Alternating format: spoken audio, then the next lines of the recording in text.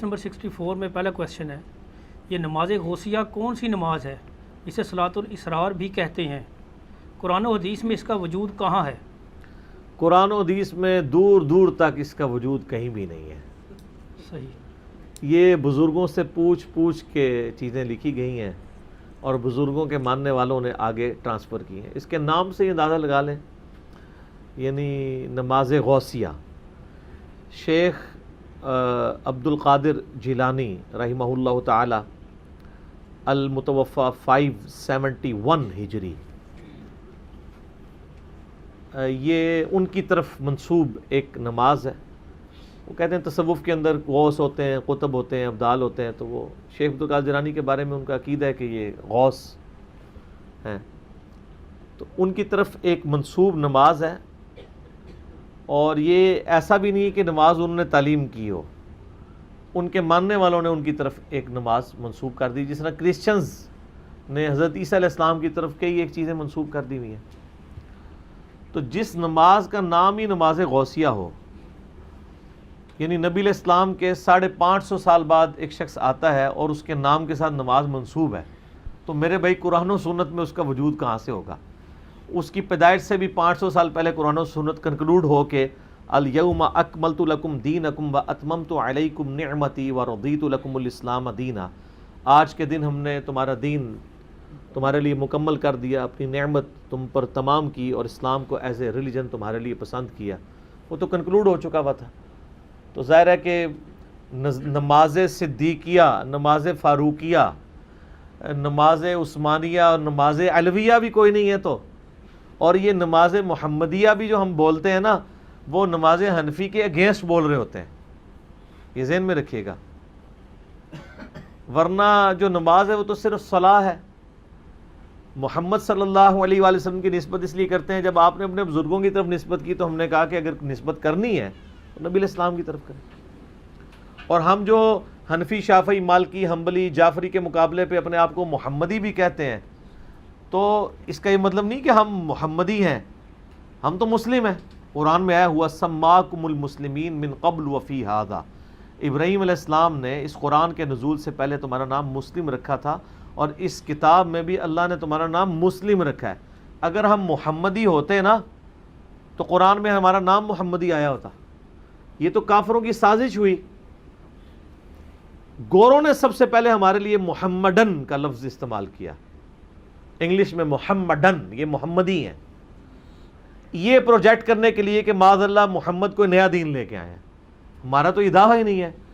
हम तो सैयदना आदम अला नबीना अलैहिस्सलातु वस्सलाम से लेके नबी अलैहिस्सलाम तक तमाम पैगम्बरों को इस्लाम के पैगम्बर समझते हैं। हम नबी अलैहिस्सलाम को इस्लाम का दाई नहीं समझते, इस्लाम का एक पैगम्बर समझते हैं, जिस तरह बाकी पैगम्बर है। हाँ, आप अलैहिस्सलाम के ऊपर सिलसिला नबूवत मुकम्मल हुआ है। मा कान मुहम्मदुन अबा अहदिम मिन रिजालिकुम वलाकिन रसूलुल्लाहि व खातमुन नबिय्यीन। तो नबी अलैहिस्सलाम इस्लाम के दाई हैं, तो हम आपके साथ वो मोहम्मदी निस्बत इसलिए करते हैं कि जब ये बुज़ुर्ग बाबों की निस्बतें लगाते हैं तो हम कहते हैं जी हमें फ़ख्र है कि हम फिर मोहम्मदी हैं, ठीक है। वरना ये लफ्ज़ अंग्रेज़ों ने हमें दिया।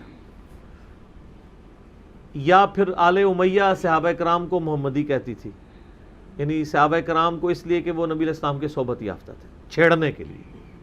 वो मैंने अबू दाऊद की एक हदीस डाली है ना, एक सहाबी आए तो इब्न ज़ियाद ने कहा कि उस गिंडे मोहम्मदी नू वेखो, नाऊज़ु बिल्लाह, उस ठिगने मोहम्मदी को देखो। तो वो फिर सहाबी आगे से कहते हैं कि हमें ज़िंदगी ने ये दिन भी दिखाना था कि मोहम्मदी होना हमारे लिए ऐब का बायस था, नाऊज़ु बिल्लाह। तो मैंने करबला वाले रिसर्च पेपर में ये हदीस भी ऐड की हुई है अबू दाऊद की। तो आले उमैया जो है नबी इस्लाम के असहाब की बेहुरमती करते हुए उनको मुहम्मदी कहा करती थी।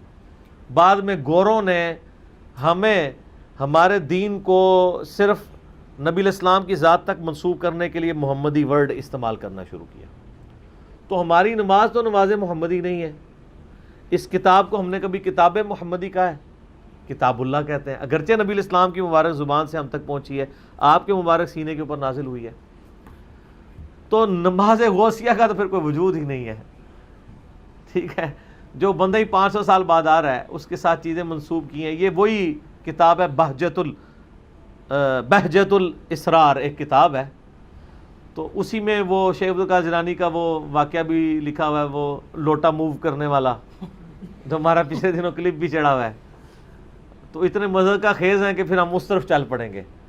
اور کافی ایک عجیب و غریب واقعات لکھے ہوئے ہیں. یہ وہی کتاب ہے، اسی سے یہ صلاۃ الاسرار، بڑی یعنی رازوں والی نماز، صلاۃ الغوثیہ بھی کہتے ہیں. یہ شاہ عبداللہ محدث دہلوی صاحب بھی یہ نماز بیان کرتے رہے ہیں. میں اس نماز کا طریقہ آپ کو بتاتا ہوں، صرف چونکہ آپ لوگوں نے پوچھ لیا تو آپ اندازہ کریں کہ یہ نماز نہیں ہے، یہ تو شیطنت ہے. یہ نماز غوثیہ نہیں ہے، یہ نماز شیطانیہ ہے. ٹھیک ہے، یعنی شیطان نے ان کو تعلیم کی ہے کہ جس میں آپ غیر اللہ کو دخل دے دیتے ہیں. یہ ہمارا جو ریسرچ پیپر ہے نا، دعا صرف اللہ ہی سے، ریسرچ پیپر نمبر 3، جس میں میں نے عقیدہ توحید کے حوالے سے جتنے وسوسے دیے جاتے ہیں نا ان کا رد کیا ہے، جتنے انہوں نے لیم ایکسکیوزز دیے ان کا رد کیا. اس ریسرچ پیپر کا میں نے باقاعدہ پھر ایک لیکچر میں ریکارڈ کروایا، دعا صرف اللہ ہی سے، مسئلہ نمبر 3، اسی کی ایکسٹینشن مسئلہ نمبر 43. اس میں نماز غوثیہ کا سنت طریقہ لکھا ہوا ہے. کہتے ہیں نا 11ویں شریف دینے کا سنت طریقہ. 11ویں شریف خود ہی بیچاری باہر ہے سنت سے، تو طریقہ کہاں سے سنت ہونا ہے؟ ٹھیک ہے نا. وہ پھر لکھا ہوتا ہے مزارات پہ حاضری کا سنت طریقہ. مزار تو ہوتے ہی نہیں تھے نبی الاسلام کے مبارک زمانے میں، قبریں تھیں. تو یہ بھی ہے جناب نماز غوثیہ کا سنت طریقہ. استنجے کی 92 سنتیں اور آداب. اچھا، وہ 92 سنتیں کس کو آتی ہیں؟ وہ آداب ہی ہوتے ہیں سارے جو انہوں نے خود بنائے ہوئے ہوتے ہیں. تو کور کرنے کے لیے سنتیں اور آداب لکھ دیتے ہیں. اور وہ استنجے کے طریقے کے اوپر بھی، رمضان کی حالت میں آپ نے کیسے استنجا کرنا ہے، وہ یوٹیوب کے اوپر ویڈیو بولی بالی عوام کی اویلیبل ہیں. اور ان کا لوگ مذاق اڑاتے ہیں. مذاق نہ اڑایا کریں، یہ ان کے بزرگوں نے ان کے ساتھ ہاتھ کیا ہے. یعنی یہ جو کچھ بیان کر رہے ہیں وہ فقہ حنفی کی کتابوں میں لکھا ہوا ہے. اب یہ علیحدہ بات ہے کہ ہمارے بزرگوں کو یہی نہیں تھا پتا کہ انڈر گریوٹی چیزیں نیچے آتی ہیں یا اوپر آتی ہیں. وہ شاید نیوٹن نے ان کو بتایا تو پتہ چلا ہے. ادروائز پہلے نیوٹن نے تو خیر وہ لا ہی دیا ہے، ادروائز پہلے بھی لوگوں کو پتا تھا کہ چیزیں بلندی سے نیچے کی طرف ہی آتی ہیں. تو وہ انہوں نے کیا کچھ لکھا، میں یعنی وہ اتنی فضول گفتگو میں تو نہیں کر سکتا، میں متحمل نہیں ہوں. نماز غوثیہ کا سنت طریقہ انورٹڈ کاماز میں سنیں. اس کے پیج نمبر 4 پہ میں نے نقل کیا ہے. یہ فضائل سنت میں بھی لکھا ہوا ہے الیاس قادری صاحب نے. اور بہار شریعت میں احمد بریلوی صاحب کے جو خلیفہ خاص ہیں مفتی امجد علی صاحب، بہار شریعت فقہ حنفی کی انسائکلوپیڈیا، اس میں نماز غوثیہ کا طریقہ نفلی نمازوں میں لکھا ہوا ہے. وہ کہتے ہیں جس طرح صلاۃ الحاجات، صلاۃ التسبیح، یہ سنت نمازیں ہیں. تہجد کی نماز، اشراق کی نماز، چاش کی نماز، اس میں انہوں نے ساتھ یہ بھی لکھی ہے بزرگوں کی نماز بھی، اور اس کا طریقہ لکھا ہوا ہے. لکھتے ہیں کہ حاجت پوری ہونے کے لیے صلاۃ الاسرار بھی نہایت ہی مؤثر ہے. اسے نماز غوثیہ بھی کہتے ہیں. یہ وہ ڈاکٹر اسرار والا اسرار ہے. ایک اسرار سین کے ساتھ ہوتا ہے جس کا مطلب ہوتا ہے راز کی بات، اور ایک سواد کے ساتھ اسرار ہوتا ہے جو اردو میں ہم کہتے ہیں کہ اس نے بڑا اسرار کیا، یعنی زور لگایا میرے اوپر، یعنی مجھے مجبور کیا. سواد والا اسرار ہوتا ہے مجبور کرنا کسی کو. سین والا اسرار، یہ آپ کو اردو بھی ساتھ سکھا رہے ہیں نا. اسے نماز غوثیہ بھی کہتے ہیں. اس کی ترکیب یہ ہے کہ بعد از نماز مغرب سنت پڑھ کر 2 رکعت نفل پڑھے، اور بہتر یہ ہے کہ الحمد کے بعد ہر رکعت میں 11 بار کل شریف پڑھے، کیونکہ اس تو بعد شرک بہت بڑا کرنا ہے تو پہلے ہی بڑی بڑی توحید دا جڑا سٹوریج کر لوے. ٹھیک ہے، زیادہ سی توحید اکٹھی کر لے انورٹڈ کاما میں. 11 بار قل هو اللہ احد پڑھے. سلام کے بعد اللہ کی حمد اور ثنا کرے. پھر نبی صلی اللہ علیہ وآلہ وسلم پر 11 بار درود و سلام عرض کرے. پھر عراق کی جانب 11 قدم چلے. یعنی پہلے قبلہ تھا خانہ کعبہ شریف، اب تھوڑا سا رائٹ پہ ہو جائے تو عراق کی طرف 11 قدم چلنے ہیں جی، کم زیادہ نہیں. تو اس کے مطلب یہ ہے کہ یہ نماز غوثیہ پڑھنے کے لیے آپ کو یہ چیک کرنا پڑے گا کہ آپ نے یہ 11ویں یا 12ویں صف میں جا کے پڑھنی ہے. پہلی صف میں تو پڑھ نہیں سکتے کیونکہ آپ پھر عراق کی جانب تو قدم نہیں کر سکتے، کیونکہ عراق جو ہے وہ پاکستان، انڈیا، بنگلہ دیش سے کوئی 90 ڈگری پہ تو نہیں ہے خانہ کعبہ شریف کے. خانہ کعبہ شریف یوں ہے تو تھوڑا سا رائٹ کی طرف ٹلٹ کریں تو عراق آ جاتا ہے, 5 ڈگری تقریباً. ہاں اتنا ہی آلموسٹ. تو اس کا مطلب ہے کہ آپ کو اب 11 قدم چلنے ہیں تو سامنے کم سے کم 8-10 صفحے تو چاہیے, چھوٹے چھوٹے قدم بھی اگر چلائیں تو آپ کو, یعنی اس پہ ویسے اس کو ان کا طریقہ لکھنا چاہیے کہ مسجد کی 12ویں صف میں ادا کریں, یہ بھی ہونا چاہیے. دیکھو اسی تو پڑھ لکھے بندے ہیں نا, تو اسی تو اور چیزاں بھی دیکھا گے نا. ایک بندہ نیت کر بیٹھے جی تو سلام پہلے کہ اوہ ہوں 11 قدم کتنے چلا, پھر انہوں پیچھے جا کے نہیں. تو اس میں میرا خیال ہے ہم بزرگوں کے ماننے والوں کو مشورہ کریں گے کہ یہ غوثیہ, نماز غوثیہ کا طریقہ آپ کے بزرگوں سے تھوڑا سا اس میں کمزوری رہ گئی. اس کی نماز غوثیہ کی سنتیں اور آداب میں ایک ادب اور ایڈ کر لیں کہ مسجد, ایسی مسجد میں جائیں جس کی کم از کم 11-12 صفحے ہوں, اس کی آخری صف میں. پھر سترہ بھی سامنے رکھنا پڑے گا کیونکہ کوئی سامنے سے گزر نہ جائے. سترہ سامنے رکھیں یا کسی ستون کے پیچھے آپ پڑھیں, ہاں سین میں پڑھ لیں. پھر عراق کی جانب 11 قدم چلیں اور ہر قدم پر پڑھیں. نعوذ باللہ. اب پڑھنا کیا آپ, یعنی یہ شرکی الفاظ دیکھیں. شیخ عبد القادر جیلانی قیام الدین ان کے دشمن بن جائیں گے. وہ سورۃ الاحقاف کے شروع میں آتا ہے نا کہ یہ جن ہستیوں کو پکار رہے ہیں نا ان کو تو پتہ بھی نہیں کہ ان کو پکارا جا رہا ہے, اور قیامت والے دن یہ ہستیاں ان کی دشمن بن جائیں گی اور وہ اللہ کو کہیں گی کہ یا اللہ انہوں نے ہمیں پکارا ہے, ہمارا کوئی قصور نہیں ہے, اور وہ ان سے اعلان برات کر دے گی. یہ ساری آیات میں نے مسئلہ نمبر 121 میں کور کی ہوئی ہے کہ بزرگ خود ہی دشمن بن جائیں گے بزرگوں کے ماننے والوں کے. جس طرح آج ہم بزرگوں کے ماننے والوں کے دشمن ہیں نا, تو قیامت دن بزرگ بھی ہمارے ساتھ کھڑے ہوں گے, وہ کہیں گے بالکل ہم بھی ان کے دشمن ہیں. ٹھیک ہے, تو بزرگوں کے طریقے پہ تو ہم ہوئے نا پھر. بالکل صحیح. ٹھیک ہے, کیونکہ بزرگوں نے بعد میں دشمن ہونا ہے, ہم دنیا میں بتا رہے ہیں دشمنی کر کے کہ بھی اللہ کے بندوں بچ جاؤ. سورہ احقاف کی آیت نمبر 5 اور 6 میں نے اس کے ساتھ ایڈ بھی کیا ہے. نماز غوثیہ کے فوراً بعد میں نے اپنا عقیدہ بھی اس میں بتا دیا. وہ کہتے ہیں 11 قدم چلے اور ہر قدم پر کہے یا غوث الثقلین, اے جنوں اور انسانوں کے فریاد رس, یا کریم الطرفین, اور اے ماں اور باپ دونوں کی طرف سے عالی شان والے, یعنی حسن و حسینی تھے نا حضرت شیخ عبد القادر جیلانی. اغثنی, میری مدد کیجئے, میری فریاد رسی کیجئے. ومددنی, اور میری مدد فرمائیے. فی قضاء حاجتی, اس حاجت کے پورا ہونے میں. یا قاضی الحاجات, اے حاجتوں کے پورا کرنے والے. لعنت اللہ علی الکاذبین ولا حول ولا قوۃ الا باللہ العلی العظیم. یہ سر یہ جو سلسلہ نقشبندیہ کے اندر جو ختم پڑھے جاتے ہیں نا, اور سلسلہ قادریہ کے اندر جو ختم پڑھے جاتے ہیں, ان میں وہ جو اللہ تعالیٰ کے لیے لفظ استعمال کرتے ہیں وہ یا قاضی الحاجات.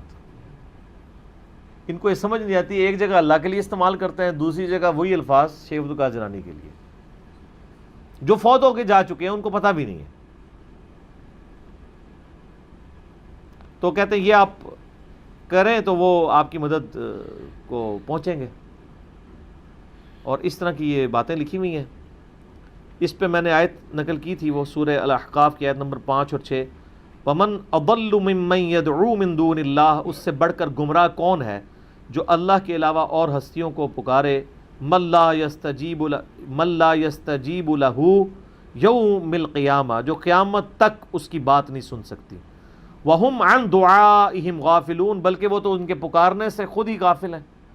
وَإِذَا حُشِرَ النَّاسُ, اور جب قیامت والے دن لوگوں کو جمع کیا جائے گا, كَانُوا لَهُمْ أَعْدَاءً وَكَانُوا بِعِبَادَتِهِمْ كَافِرِينَ, تو وہ خود ہستیاں ان کی دشمن بن جائیں گی اور وہ ان کی عبادت کا انکار کر دیں گی. یعنی اتنا ڈر جائیں گے کہ اللہ سانو نہیں انہوں نے پکارا, پتہ نہیں کیوں پکار دے رہے ہیں. سر اللہ کے سامنے کون کھڑا ہو سکتا ہے؟ تو اللہ کے علاوہ کسی کو آپ غائب میں مدد کے لیے دعا کے طور پہ نہیں پکار سکتے. یہ سچ پیپر پورا پڑھیں. ہمیں نبی علیہ السلام نے تعلیم جو کیا, یہ تو تھی نماز غوثیہ. اب آپ وظیفہ محمدیہ سن لیں صلی اللہ علیہ وآلہ وسلم. لا الہ الا انت سبحانک انی کنت من الظالمین, اور یا حی یا قیوم برحمتک استغیث, اور حسبنا اللہ ونعم الوکیل. یہ 3 وظائف ہیں جو نبی علیہ السلام نے تعلیم فرمایا. آیت کریمہ جو قرآن میں بھی آیا اور جامعہ ترمذی میں بھی ہے, اور یا حی یا قیوم برحمتک استغیث یہ جامعہ ترمذی میں بھی ہے, المستدرک للحاکم میں بھی ہے. حسبنا اللہ ونعم الوکیل یہ صحیح بخاری کے اندر موجود ہے، سورہ آل عمران میں بھی یہ الفاظ موجود ہیں۔ میرا یوٹیوب پہ ایک کلپ ہے، مور دین 1 ملین لوگ دیکھ چکے ہیں، مصیبت اور پریشانی سے بچنے کے 3 سنت وظائف، وہ یہی میں نے وظائف بتائے ہیں۔ باقی جسے شوق ہے تو وہ دیکھے۔ اور نماز غوثیہ جن لوگوں نے پڑھی ہوئی ہے، اللہ تعالیٰ ان کو معاف کرے، وہ توبہ کرے فوراً سے پہلے اور اللہ کی طرف رجوع لائیں۔ شیخ عبدالقادر جیلانی نے کہیں یہ تعلیم نہیں فرمایا، بزرگوں نے لکھی ہیں، بزرگ اپنے اعمال کے خود جواب دیں، ہمارا کوئی بزرگوں کے ساتھ لینا دینا نہیں ہے۔ ہم اسی لیے کہتے ہیں جس طرح اتنے خداؤں کی جگہ ایک خدا کو مان لیں تو زندگی سکون میں آ جائے گی، اسی طریقے سے سارے بزرگوں سے اعلان برات کر کے ایک بزرگ امام اعظم سیدنا و مولانا محمد الرسول اللہ صلی اللہ علیہ وآلہ وسلم کو اپنا راہبر مان لیں تو ساری مصیبتوں سے جان چھوٹ جائے گی۔ ٹھیک ہوگا جی؟ اگر آپ نے اب نماز محمدی سیکھنی ہے نا تو وہ اس پر ریسرچ پیپر نمبر 8 ہے میرا، اور مسئلہ 70A اور B دیکھ لیں۔ نبی علیہ السلام نے جو نماز سکھائی ہے اس میں تو اللہ ہی اللہ ہے۔ آپ دیکھ لیں نماز میں کوئی شرک نہیں ہے، یہ سارے نعرے نورے نماز کے باہر ہیں۔ نماز میں اول تا آخر اللہ ہی کی طرف متوجہ ہے، بے شک، نماز توحید، سراپا توحید ہے۔ ٹھیک ہو گیا؟ ٹھیک ہے، جزاکم اللہ خیر۔